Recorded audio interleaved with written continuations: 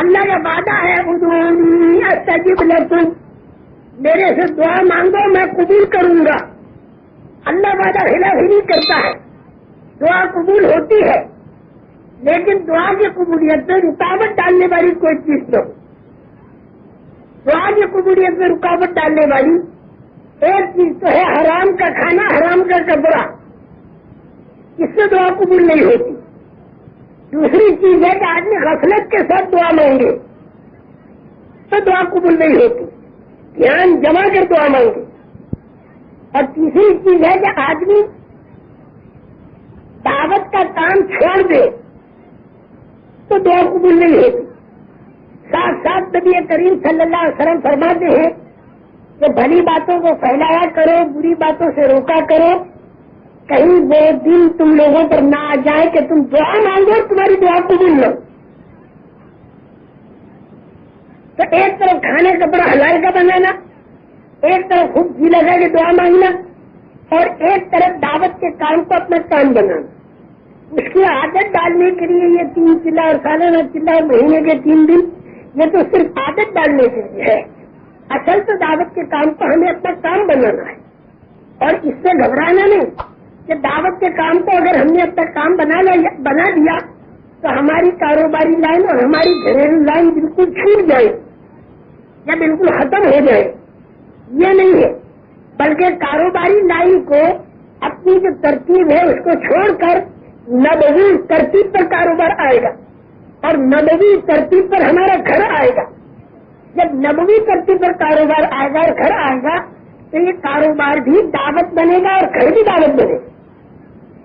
لوگ گھریلو زندگی کو دیکھ کر ایمان کی طرف پلٹا کھائیں گے، لوگ کاروباری پاک صاف زندگی کو دیکھ کر ایمان کی طرف پلٹا کھائیں گے۔ کاروبار اور گھر کو چھوڑو ہمیشہ کے لیے یہ نہیں کہتے، بلکہ غلط سے صحیح کی طرف موڑو۔ اب اس کے اندر بعض مرتبہ دعوت کے تقاضوں کا اور کاروبار اور گھر کا مقابلہ بڑھے گا، تو کاروبار اور گھر کو نمبر 2 پر کرنا ہے اور دعوت کے تقاضوں کو نمبر 1 پر کرنا ہے۔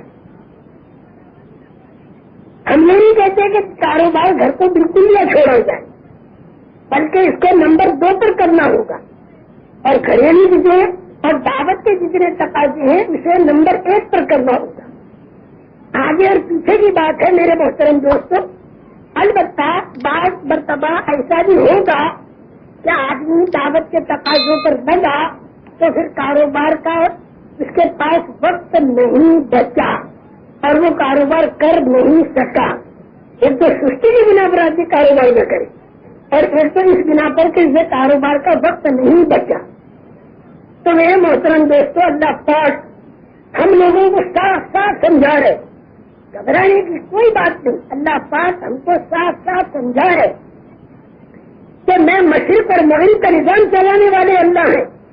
اللہ مشرق اور مغرب کا نظام چلانے والے اللہ ہیں۔ اللہ کہتے ہیں کہ کیا میں تمہارے کام نہیں بنا سکوں گا؟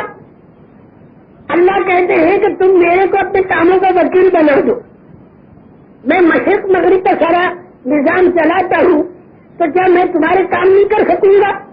تو تم لوگ اپنے کاموں میں میرے کو اپنا وکیل بنا دو، لیکن میری ایک شرط پوری کرے، وہ یہ کہ بات میری مانو اور اپنے کاموں میں میرے کو اپنا وکیل بناؤ۔ جب میں مشرق اور مغرب کا نظام چلانے والا اللہ ہوں تو کیا میں تمہارے کام نہیں کر سکتا؟ تو میرے کو وکیل بناؤ، تمہارے کام میرے حوالے کرو۔ یہ اللہ کہہ رہے، اللہ خود کہہ رہے کہ تمہارے کاموں کا میرے کو وکیل بناؤ۔ میں مشرق مغرب کا نظام چلاتا ہوں، لیکن ایک شرط کے ساتھ، اسی کا نام توکل ہے۔ اور جو آدمی اللہ کے اوپر توکل کرتا ہے تو اللہ پاک اس کے لیے کفایت کرتے ہیں۔ جو آدمی بھی اللہ پر توکل کرے تو اللہ پاک اس کے لیے کفایت کرتے ہیں۔ یہ ہے وہ روحانی راستہ، یہ ہے وہ وحی والا راستہ، یہ ہے وہ انسان کی روح کی تربیت والا راستہ۔ میں یہ عرض کرتا ہوں کہ جب گلنے سردے والے بدن کے لیے اللہ پاک نے اتنا زبردست انتظام کیا تو پھر وہ روح اس کی تربیت کے واسطے اللہ پاک نے کتنا انتظام کیا ہوگا روح کی تربیت کے لیے، زبردست انتظام. تو روح کی تربیت سے ایک توکل بھی ہے، ایک تقویٰ بھی ہے.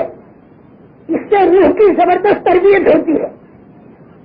روح کی تربیت ہوتی ہے ایمان کے ذریعے، روح کی تربیت ہوتی ہے اعمال ایمانیہ کے ذریعے، اور روح کی تربیت ہوتی ہے صفات ایمانیہ کے ذریعے. اور ایمان کے اندر قوی ہوتا ہے دعوت کا کام کرنے سے. جتنا دعوت کا کام کرے گا اتنا اس کا ایمان قوی ہوگا. تو ایک طرف دعوت کی زمین ہو، اس میں ایمانیات کی جڑ ہو، اس کے بعد پھر اعمال ایمانیہ، نماز، روزہ، زکوٰۃ، حج، ذکر، تلاوت، صدقہ، خیرات، کاروبار کو شریعت کے مطابق کرنا، گھر کو شریعت کے مطابق کرنا، یہ سارے اعمال ایمانیہ ہیں جس کو دیکھ کر آدمی کہے وہ بڑا کام کر رہا ہے، دیکھو تلاوت کر رہا ہے، دیکھو ذکر کر رہا ہے، بھائی دیکھو نماز پڑھ رہا ہے، بھائی دیکھو یہ ہماری ایمانیہ کر رہا ہے. اس کے بعد ایمان کا پانی اور ملتا رہا تو ہماری ایمانیہ کے بعد پھر اس کے اندر صفات ایمانیہ پیدا ہو. کہ ہماری ایمانیہ جتنی بھی ہے اس کے اندر دو باتیں ہیں، یا تو قبول ہو یا قبول نہ ہو. روزہ رکھنے والا وہ بھی ہے کہ جسے روزہ ڈھال بن جاتا ہے، جہنم سے بھی گناہ ہوتی ہے. اور ایک روزہ وہ بھی ہے کہ سوائے بھوکا رہے گی اسے کچھ نہیں ملتا. ایک نماز وہ ہے کہ جس پر جنت میں کامیاب ہوتا ہے، قد افلح المؤمنون. ایک نماز تو وہ ہے کہ جس پر آدمی کامیاب ہوتا ہے اور اس کو جنت ملتی ہے. اور ایک نماز وہ ہے ریاکاری والی کہ اس میں وہ جہنم کے اندر جاتا ہے. فویل للمصلین الذین هم عن صلاتهم ساہون الذین هم یراءون. یہی نماز ہے جو جہنم میں لے جاتی ہے، ریاکاری والی. ارے وہ بھی نماز ہے قد افلح المؤمنون الذین هم فی صلاتهم خاشعون. خشوع والی نماز جو آدمی کو ایمان کی طاقت پر، جو آدمی کو جنت پہ لے جاتی ہے. تو نماز بھی دونوں طرح کی، روزہ بھی دونوں طرح کا، قرآن کی تلاوت بھی دونوں طرح کی. ایک قرآن کی تلاوت تو وہ ہے کہ قیامت میں کہا جائے گا اقرا ورتقی، پڑھتا جا اور چڑھتا جا، پڑھتا جا اور چڑھتا جا جنت کے درجوں میں. اور ایک قرآن کی تلاوت وہ ہے کہ رب تعلیم میں قرآن والقرآن یلانو.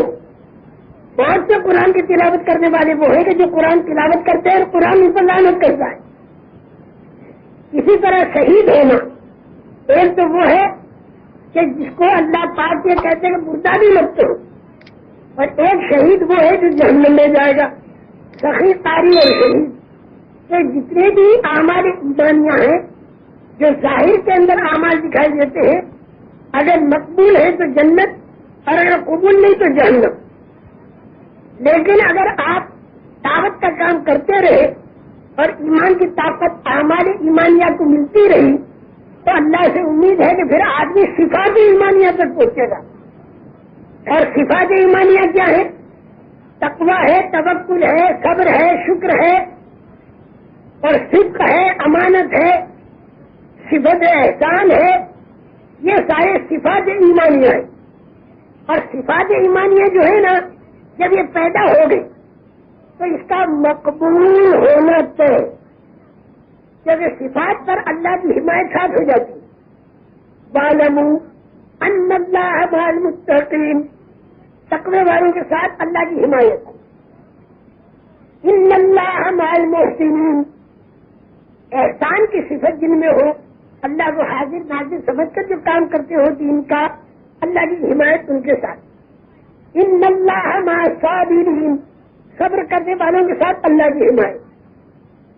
ان اللہ مع الذین اتقوا والذین هم محسنون، تقوی والے اور احسان والوں کو اللہ کی ہمدردی اور حمایت ملتی ہے. وان اللہ مع المؤمنین، ایمان کی طاقت رکھنے والوں کے ساتھ اللہ کی حمایت. یہ صفات ایمانیہ اگر پیدا ہو گئی تو اللہ کی حمایت ساتھ ہو گئی اور اللہ راضی ہو گئے. صفات ایمانیہ کے اندر دو چیزیں ہیں بڑی بڑی، ایک تقوی اور ایک توکل.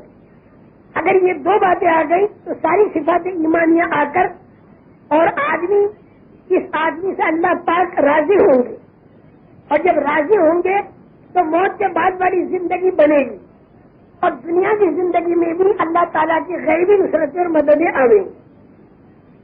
توکل کے معنی اپنا کام اللہ کے حوالے کرنا، اللہ کی بات مان کر، یہ ہے توکل۔ اور اللہ یہ فرماتے ہیں وَمَن يَتَوَكَّلْ عَلَى اللَّهِ فَهُوَ حَسْبُهُ، جو آدمی اللہ کے اوپر توکل کرے گا تو اللہ اس کے لیے کفایت کرے گی۔ اور توکل کے کیا معنی؟ بات اللہ کی ماننا اور کام اللہ کے حوالے کرنا۔ اللہ کہتے ہیں رب المشرق والمغرب لا الہ الا هو فاتخذہ وکیلا، مشرق اور مغرب کا رب ہے اللہ، مشرق اور مغرب کا نظام چلانے والے ہیں اللہ، سوائے اللہ کے کوئی معبود نہیں، لہذا بات اللہ کی ماننا اور کسی کی مت ماننا، اور اللہ کو اپنے کام کا وکیل بنانا۔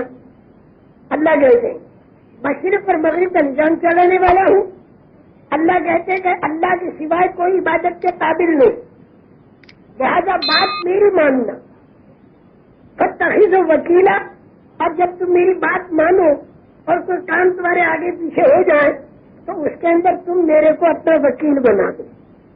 تو توکل کے معنی بات اللہ کی ماننا اور کام اللہ کے حوالے کرنا، اللہ کی صرف اللہ کی بات ماننا۔ کیا کہتے ہیں وہ؟ اللہ یہ کہتے ہیں وَاتَّبِعُوهُ لَعَلَّكُمْ تَهْتَدُونَ، پیارے نبی صلی اللہ علیہ وسلم کے اتباع کرو تو تم کو راستہ ملے گا۔ تو نبی کی بات کا ماننا وہ اللہ کی بات کا ماننا ہے، تو نبی پاک صلی اللہ علیہ وسلم کی بات بھی ماننی ہوگی۔ اور ایک طرف اللہ پاک نے یہ بھی فرمایا کہ وَالَّذِينَ اتَّبَعُوهُم بِإِحْسَانٍ رَضِيَ اللَّهُ عَنْهُمْ وَرَضُوا عَنْهُ، جو لوگ مہاجرین اور انصار یعنی صحابہ کے پیچھے پیچھے چلیں گے اخلاص کے ساتھ تو اللہ کہتا ہے میں راضی ہو جاؤں گا۔ تو تین باتیں اللہ نے بتائی، ایک تو اللہ کی بات ماننا، نبی کی بات ماننا، اور صحابہ کرام رضوان اللہ اجمعین کے پیچھے پیچھے چلنا۔ صحابہ کے پیچھے چلنا یہ بات اللہ کی ماننا ہے، رسول کریم صلی اللہ علیہ وسلم کی بات کا ماننا یہ بات اللہ کی ماننا ہے، اور قرآن پاک میں جو کچھ کہا وہ تو اللہ کی بات ہے ہی۔ تو اللہ کہتے بات میری مانو اور کام اپنے جتنے بھی کام ہے وہ میرے حوالے کر دو، میں تمہارے کام پورے کر دوں گا۔ جو میرے اوپر توکل کرے گا تو میں اس کے لیے کافی ہو جاؤں گا۔ وَمَن يَتَوَكَّلْ عَلَى اللَّهِ فَهُوَ حَسْبُهُ، جو آدمی اللہ کے اوپر توکل کرے گا تو اللہ پاک اس کے لیے کافی۔ لیکن بعض مرتبہ یہ ہوتا ہے کہ کام اللہ کے حوالے کیا، توکل کیا، لیکن کام بنے نہیں، تو اللہ تعالیٰ فرماتے ہیں کہ ہر کام کے بنانے کا ایک وقت میں نے مقرر کیا ہے، بندے کی مصلحت کو سامنے رکھ کر اور اللہ کی حکمت کو سامنے رکھ کر اس وقت پر میں کام تیرا بنا دوں۔ وَمَن يَتَوَكَّلْ عَلَى اللَّهِ فَهُوَ حَسْبُهُ إِنَّ اللَّهَ بَالِغُ أَمْرِهِ قَدْ جَعَلَ اللَّهُ لِكُلِّ شَيْءٍ قَدْرًا، اللہ کہتے میں تو کام بنا کے رہوں گا، لیکن ہر کام کے کرنے کا ایک وقت میں نے مقرر کیا ہے۔ کبھی تو کام میں جلدی جلدی بناتے ہیں اللہ، اور کبھی کام کے بنانے میں ذرا دیر کرتے ہیں اور رلا کر کام بناتے ہیں، اور رلاتے بھی اتنا رلاتے ہیں کہ خوب روحانی ترقی مل جائے اس کی، اور اس کی روح کی خود تربیت ہو جائے، اور اللہ سے اس کا تعلق بڑھ جائے، اور اللہ کا تعلق بڑھتا چلا جائے، اور اللہ کی رضامندی خوب ملتی جائے، اور پھر اللہ پاک اس کا کام بناتے ہیں۔